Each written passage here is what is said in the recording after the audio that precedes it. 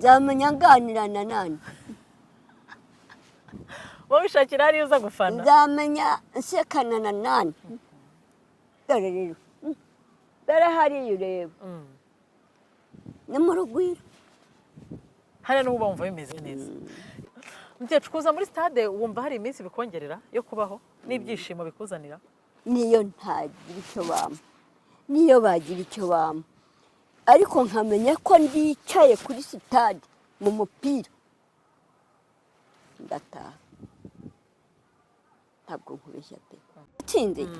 mba numva ni muri barabara yaba we reka nkubwire rero iyo abana banjye batsinze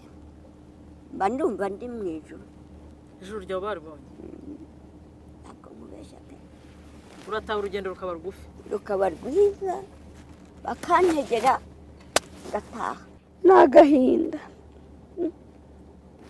nicyo nkubwiye cyonyine sindya sinywa mpita ngenda nkaryama uriya mukobwa wabonye amenya ko natsinzwe ariko iyo nje akampa ibiryo reka sha nshakira n'icyo ninywera amenya ko mwatsinze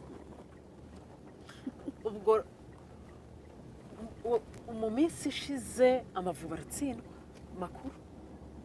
tubona agafoto kawe gacaracara wananiwe no kuva muri stade nubitse umutwe jewe ndarira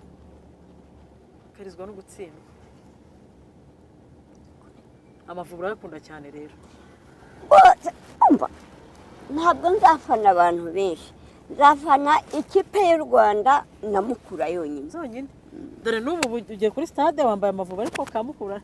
sinakwibagirwa sha ariko uzi kusetsa twari twicaranye ku ntebe tuvuga yegenda ndogozi ndagutsinda by'abakuru ndagakagajyaga nkunda Mukura niyo wazana imana zingana iki nkunda Mukura pe imbere y'Imana ishobora byose n'imbere yacu bavandimwe nkunda Mukura n'uwayivuga nabi nuko bavuga ngo Mukura ngo ni umupfumu wayo iyo bavuze se ko Mukura umupfumu wayo ubyakira ute ndyakira mu rukundo rwa Yezu na Mariya ariko ngatukana ngatongana barakubeshyira se barambeshyira pe ni ukuyikunda gusa ndayikunda ku bwa Rudahigwa urazwi mu gihugu mbabarira ijambo rimwe ijambo ryerekeye urukundo mbona nanjye ugafata agatotsi